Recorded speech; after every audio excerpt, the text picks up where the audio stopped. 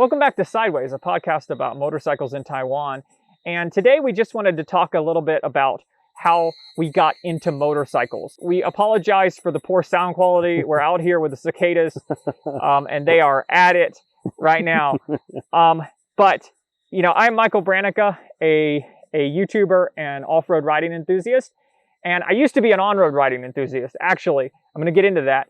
And Sasha is an on and off-road riding instructor. Welcome, Sasha. Thank you very much. Yeah, so I met Sasha, I guess I ran into you at the racetrack, I think. Yeah. Because we both like racetracks. He has spent a lot more time on a racetrack than I have. So Sasha, how did you get into motorcycles? Very, very simple. It was all my dad. One day he showed up on a motorcycle. Really huge surprise, because up until then I was all about mountain biking, downhill biking, stuff like that. And I hopped on the back. He took me for a ride. I was like 17, going towards 18, and I was sold. That was so much fun. And then, he's like, well, you're about to go to driving school, get your driver's license. How about you do both together? And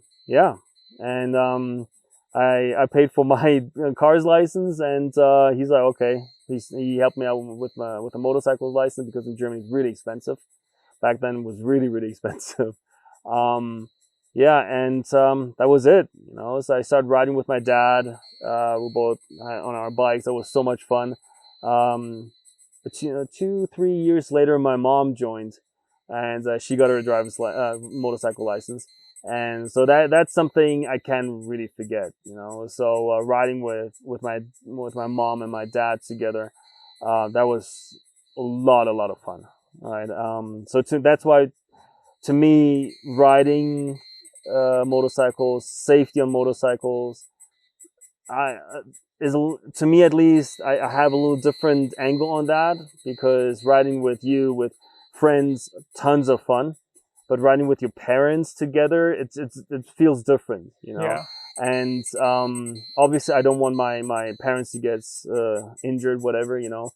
But so safety and how to ride and stuff is really, really important to me. But yeah, my dad started it off, and in Germany, when you get your driver's license, if you're between 18 and 25, you have we call it probation time, basically. So also with cars, all the laws are more strict on you, right? So you can actually lose your driver's license fairly easy, right?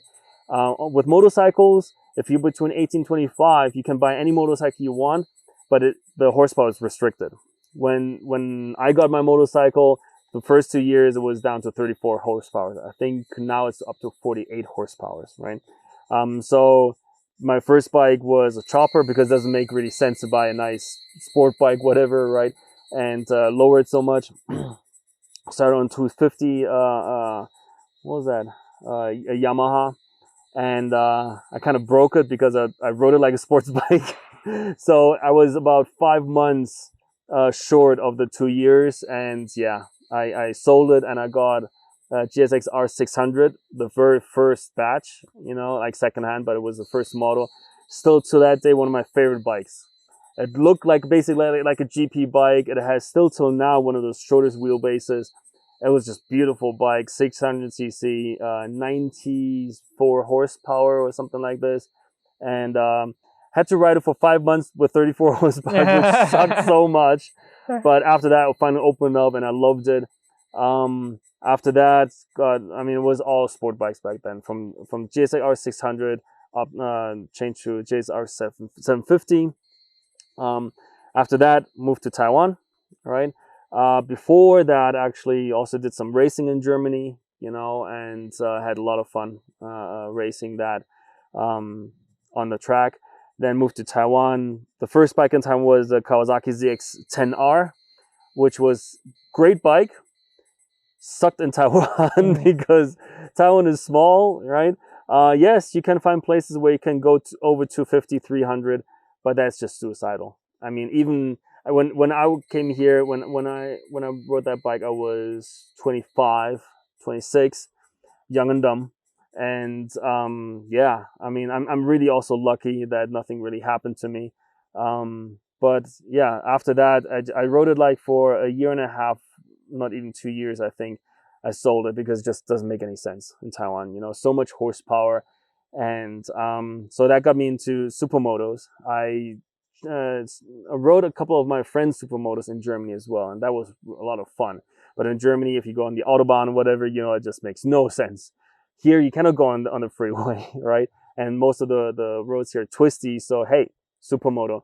So I got myself an EXE 525 and completely converted into supermoto. Was one of the first supermotos in Taiwan. Was definitely the first one, you know, in central and south Taiwan. People didn't really know what that was, so people actually was kind of like, that doesn't make any sense. You had a 1000cc bike with 170 horsepower, right? Now you're going to a 500 something cc with, you know, 50 horsepower, you know. And I was like, just wait and see.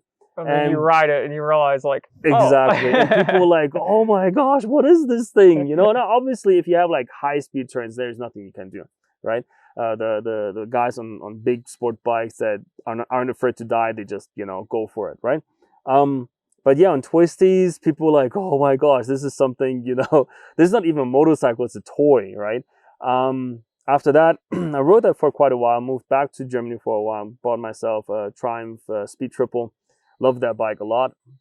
Rode it for the time that we lived there, moved back here, and got myself the Husaberg FS 570 because twisty supermoto makes sense, right?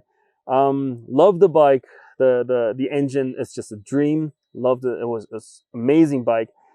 But eventually, you know, it's always in attack mode, right? Yeah. And racing, that's when we met also, you know, at the K1 track. You know, I was also racing there and some other places as well, Supermoto in Taiwan. And this is something that made a lot of sense. You know, we spoke before about, you know, 450 cc's, 350 cc's costing, you know, over $20,000, right? But US dollars. US dollars, right? Yeah. But the thing is, like in Taiwan, it still kind of would makes a little bit sense because you have so many twisties here, and if you ride a supermoto that is actually, you know, a plated race bike, you know, if you're younger and you're not here, I guess, you know, you can have fun. Yeah. So I also got one of those and use it both for you know, mountain riding and also for track use, right? And lots of fun. But eventually went less to the track, put on some weight, but summer in Taiwan plus leather suit is just unbearable. Yeah. At least for me, it's just by the time I'm ready to go, I'm actually ready to die. But yeah. So I switched that out because just switch bikes because it's just always attack mode. The faster you go, the more fun you have. The slower you go, the more torture it is. I opted for Africa Twin. That was when, you know, I was thinking, you know, what can my school also offer more? And I was like, hey, this ADV stuff sounds interesting, you know. And I've done enduro riding a lot, also a little bit of MX riding. It's like, you know, this big enduro riding, you know, that sounds interesting, and was one of the best choices when it comes down to motorcycle riding in my life. Africa Twin, I loved it, rode it for a couple of years, and then since we started working together with KTM Taiwan, you know, just okay, go for a 790 ADVR, and yeah, kind of ruined it for other bikes, you know. Reliability, that's a different topic, whatever, but I just love the bike, the way it's designed. And so far, I've never had an issue with that. And yeah, basically, it all comes down to my dad. And if my dad wouldn't have shown up with his motorcycle, we wouldn't be sitting here, right? Yeah. And yeah, it's now, before, like when we prepared for this podcast topic, I just realized, yeah, I've been doing now actually more riding here than in Germany. So it's really fun to see how things have changed, you know. But yeah, all because of my dad. So my story of how I got into bikes is pretty interesting, I think. I, unlike you, where your dad encouraged it, my parents did nothing but discourage motorcycles. They so basically I went out and bought one without telling them. And then I was like, oh, hey, I got a motorcycle. So I moved to South Korea. That was my first job. I was a teacher over there. And one of the guys I knew was leaving, and he had this, 150cc cruiser Korean thing. And it was so run down. It was terrible. The brakes barely worked on it. Right. And he sold it to me without any insurance, legal tag, nothing. It was completely illegal, right? For like $400 US, right? And so I just taught myself how to ride. And it's one of those things, like, it's extremely dangerous to do it that way, to teach yourself how to ride. But I learned things like, on my first ride, I learned shoulder checks. Like, you think this is a small motorcycle. You do not have a blind spot right here. You do, actually. You have a blind spot big enough to hold a car. And I almost pulled into a car, and then I was like, oh, I'd better do my shoulder checks. And so I learned shoulder checks like that. I wouldn't advise learning that way, but it worked for me. And then I stepped up to a 650cc sport bike, but it was a twin cylinder. It was a Hyosung. Terrible suspension. It just wagged and shook on the turns. It was horrible, but it had a Suzuki motor in it. The SV650 motor. Yeah. Gem of a motor. Like 80 horsepower, which was fast enough to get me in a lot of trouble. I did get myself into trouble a few times, but I did not wreck it. And then I was like, mainly the suspension was really bothering me, because I was pushing it to the limit where the suspension was getting dangerous. Okay. So I started shopping for other bikes, and I didn't really want a 1000cc bike, but they were basically the same price as a 600. And I was like, 400cc extra, double the horsepower. Why not? Because I was young and it sounded like a great idea. And so I got an R1, and it is, in that category, it is the most streetable one. It's the 2002 model, right? So it was the most streetable version of a 1000cc bike. I had that for about 3 months, and I rode like a maniac. At that time, and it hasn't changed too much since I left, you can't get a ticket on a motorcycle. Scooters and bikes run red lights constantly. They go as fast as they want, whenever they want. It's just the wild, wild west. But when you get in an accident, don't expect any sort of compensation. Expect people to start lying immediately about how it happened. It really is the wild, wild west. And I was in 2 accidents in 5 weeks' time. Wow. And after the first accident, I was like, it wasn't my fault. A car just pulled out in front of me, but I copped a significant part of the blame because there was a lot of lying going on. And I went out and bought another bike immediately. And as soon as the cast came off my foot, I got back on and I started riding again because I was addicted. Motorcycles can be addicting in a negative way. When you ride sport bikes and you ride hyper aggressive, it can be an addictive sort of rush that you get. You see people doing 300 kilometers an hour way too often, and a lot of them end up dead. Yeah. And they're just pushing it until they're dead. I mean, you look at and this is a little bit off topic, but another example is the Dunlops, right? Joey Dunlop is dead. William Dunlop is dead, and their father is dead, and Michael Dunlop still rides the TT, even though it's incredibly dangerous, and he knows that so many of his family members have died doing it. He's so addicted to that twist of the wrist, and I don't think that's a healthy place to be. I was there. I'm not there now. I do get pretty grumpy if I don't get to ride out here. I'm not gonna lie, but it's not an unhealthy addiction, I think. And you have to kind of like be able to look at yourself and say, you know, am I being stupid? Am I being idiotic about this? Right. And then I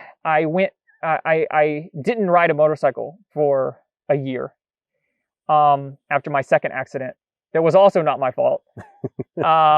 And I moved to Australia, and then I bought a little bike, a 300cc Ninja, and I rode that thing halfway across Australia, from Brisbane down through Melbourne to the Great Ocean Road, around Tasmania. I lived in Tasmania for 5 months, and I rode nonstop. Nice. And having that, where the law was kind of looking over my shoulder, like, we as humans are stupid. I'm stupid. I'm an idiot, and I need those consequences. Like, I need somebody to say, like, don't go so fast, because you could end up in jail, right? And jail is not the worst thing that can happen, but having that kind of held over you, you know, you come from Germany, where you can end up in jail if you go too fast, right?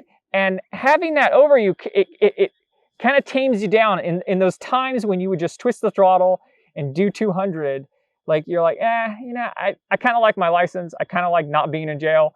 So I'm just going to kind of roll off. And that might save your life. Well, I mean, we do have the Autobahn, and it's not all, but many sections are open. So, I mean, among all the skills that you learn how to ride a motorcycle safely, fast, and whatever, you know, the most difficult skill is to say no. Yes. To call it a day, to turn around, to close the throttle.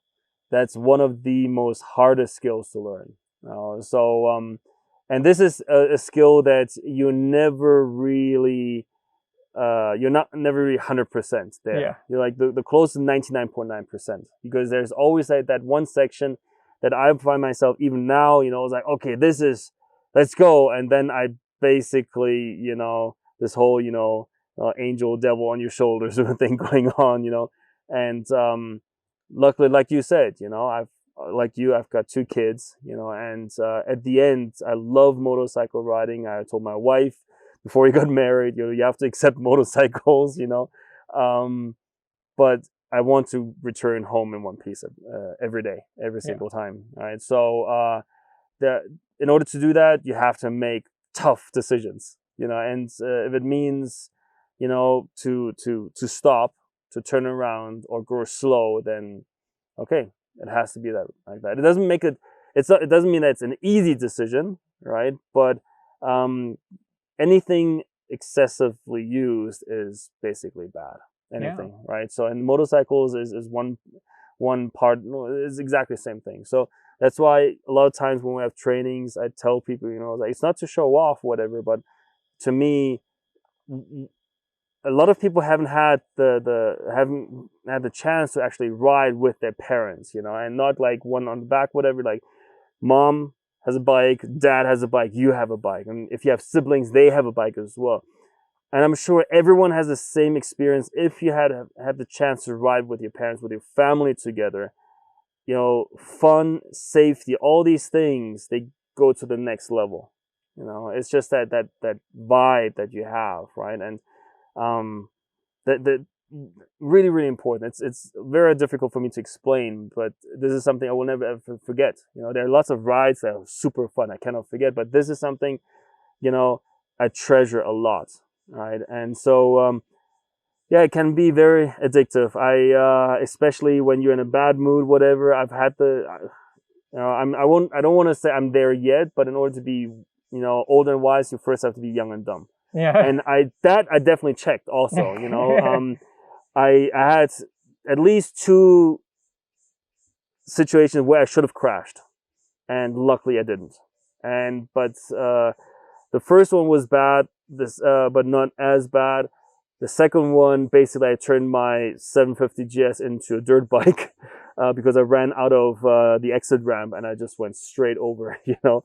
And that was during my military service. I had a bad day, and I just had to release some pressure, almost missed the exit, and was airborne then. And that was it. That was the last eye opener where I was like, okay, that's it, and all the sport bikes, just going fast. 300 on many parts of the German Autobahn, it's actually not really that big of a problem to do because of the cars, the bikes. Now the only thing is there's so much more bikes. So many more cars on the roads. So back in the day when it was like, almost 20 years ago, there weren't that many cars. So now it's a little more difficult. It's not just okay, let's go for it. You have to go like early in the mornings or in the afternoon, evenings. But before it was easier a little bit. So to hit those speeds, right? But it doesn't even, don't have to go that fast. Just to just slip that in real fast. When I sold my GSX R600, that's when I first moved to Taiwan for 2 years. The guy who bought it, I knew him and his wife a little bit. It's just through friends and everything. And he's an athlete, right? Was an athlete, right? And really did sports all the time, and not only hiking and stuff, but a little more. When I arrived here, I got a letter that he died. And yeah, how did he die? Accident. Was on the way to work. Long right-hand turn, left, right, all fields, right? And morning traffic, there was just a queue. He wanted to overtake, went too fast. Cars came, he pulled in. Actually didn't hit anything, but he was way too fast. Basically went off the road into the field, crashed, internal bleeding, died there. I felt so bad for a long time because I sold him a bike, right? And but when I came home, some mutual friends that also rode motorcycles with me and him told me that no, like he was really heavy on the throttle, like from the get-go, right? I've never ridden with him, right? But they told me it was pretty, not super crazy, but it was easy for him to use the throttle a lot, right? And so they told me, don't worry too much. And then it was basically just self-inflicted, right? And this also stuck with me, because you can blame other people a lot. A lot of times it's other people's fault as well. But on motorcycles, speed is always a factor, always. And when people say, I'm just going to ride slower, that's not going to happen. No one buys a motorcycle to ride slow. No one. Like not even a scooter rider buys a scooter to ride slow, because you want to go faster than a bicycle. So you have to have that switch that you can flip over and say, okay, enough is enough. Yeah, these mountains are full of scooter riders who ride like absolute maniacs. Yeah. Like just because you're riding a 150 doesn't mean that you're not being dangerous or you can't be dangerous. These guys hanging way off, dragging their knees for no reason, pointless, flying off, overtaking on blind turns. They die all the time. And that road that's just down this mountain, they die all the time. And the big bike riders, it's just, they're going that much faster. And I avoid this road a lot of times because of how many bikes are going racetrack pace. And I have to say, like, even though, yes, I was addicted to speed. Yes, I love speed. Like, that's one of my things, right? I did have a mindset, because I've done a lot of extreme sports, and I did have a mindset of pushing my limits a step at a time, not riding with these big groups where there's this pressure to knee drag all the time. Yeah.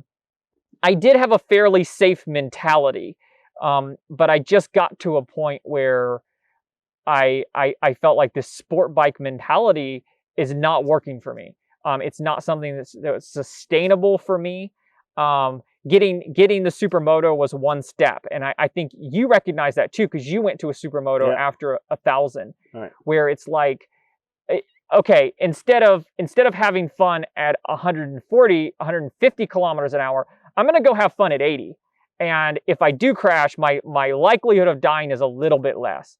And there really is nothing that you can do that makes getting out there on the 3 and going 150 kilometers an hour around turns, safe. Yeah. A blue truck could pull out, a old lady on a scooter, you know, A sleeping dog.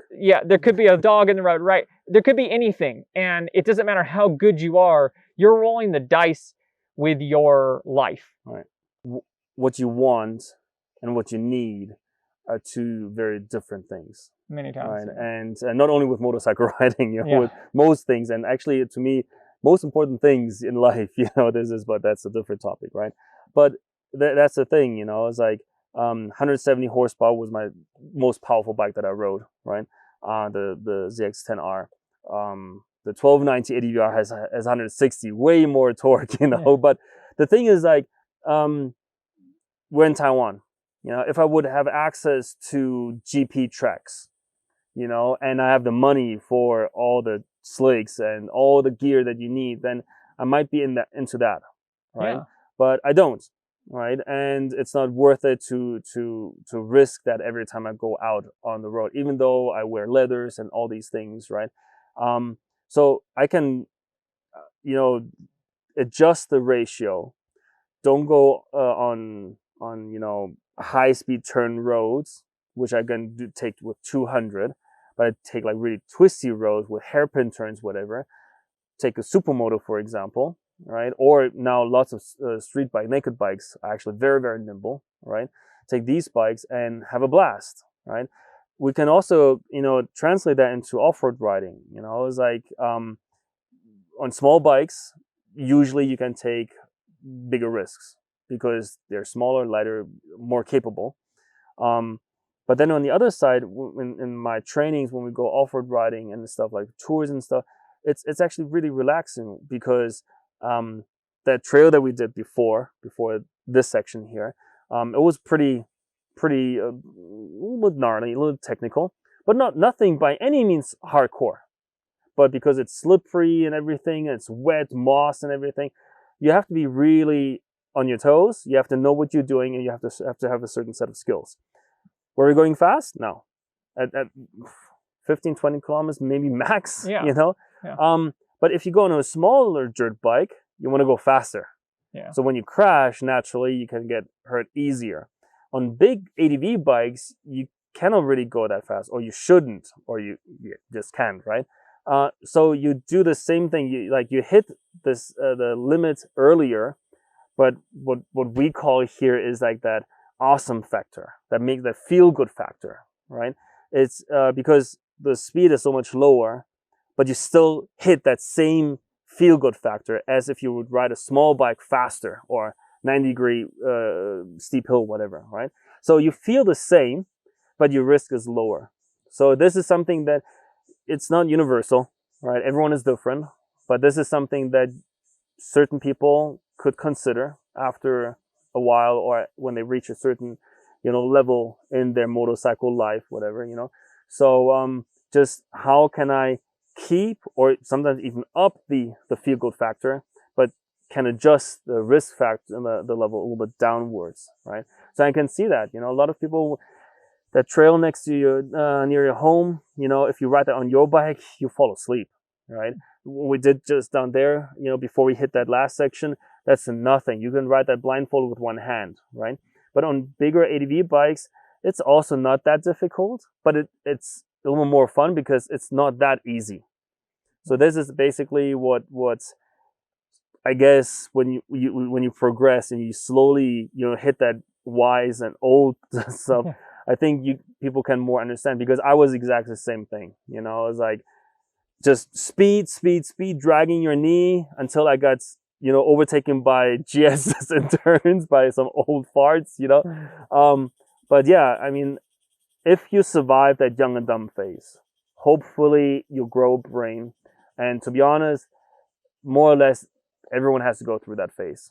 Yeah. You know, and the more you wait for that, the bigger your price is for you to pay, or the longer you remain in that stage. Because the problem is, I mean, in all fairness, I think now, today's Taiwanese roads, when it comes down to bikers, is actually a little better than 10 years ago. Even though you have even more bikes now, like big motorcycles on the road, right? But you still have, just 2 weeks ago, the guy on a Ducati, Panigale, whatever, hit 300 on the 74, which is the expressway. You're allowed to go 80, right? And he hit 300. They caught him, confiscated his bike, everything. I don't think he's gonna see that bike again, But if you and he shouldn't. Like, yeah, if he's riding around like that, I've never been 300 in my life, and even if you have, like, you have to recognize the fact that, like, if he's riding around like that, he really shouldn't be on a motorcycle, and he definitely shouldn't be on a Ducati. Like, maybe he should be on an MT-07 or something like that, or just hang up his leathers for a while and cool down or something. I don't know. And this is a controversial point, but I feel like if that's your riding mentality, then you need your bike impounded and you need it crushed so that you can readjust up here. Right. Like I was saying, the accident that I had, it was really unfortunate and it wasn't my fault. It was a terrible driver who turned in front of me. But the point was, that took that bike off of the road. It totaled it. And it changed my thinking, because then sometimes you have to feel it. Sometimes you have to hit the pavement to feel like, oh, this is what it feels like. Maybe I need to adjust, because you feel invincible. Right. You feel invincible. Exactly. And that's one of the things, if you ride off road, at least the way I ride, you end up hitting the ground a lot, and you don't feel invincible anymore.